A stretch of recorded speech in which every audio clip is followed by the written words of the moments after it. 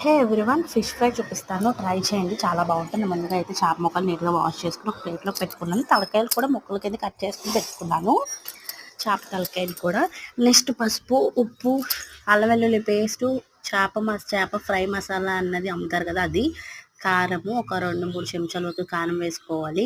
And garam masala ఒక 2 చెంచాలు, ధనియాలు జీలకర్ర పొడి 2 చెంచాలు, కసూరి మేతి 1.5 చెంచా, కార్న్ఫ్లోర్ ఒక 2 చెంచాలు వేసుకున్నాను. ఇందులోకి ఫుడ్ కలర్ ఒక 1 టేబుల్ స్పూన్, కరివేపాకు కొద్దిగా, కొత్తిమీర కొద్దిగా వేసుకోవాలి.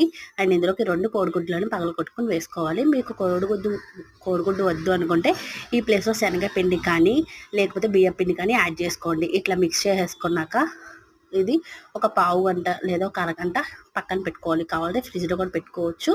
ఒక అరగంట తర్వాత నేను డీప్ ఫ్రై అనేది చేసుకుంటాను. ఆయిల్ పెట్టుకుని, నాన్ వెజ్ ఆయిల్, ఇందులో చేప ముక్కలు వేసుకొని ఫ్రై చేసుకుని ఒక ప్లేట్లోకి తీసుకుంటే చేపల ఫ్రై రెడీ.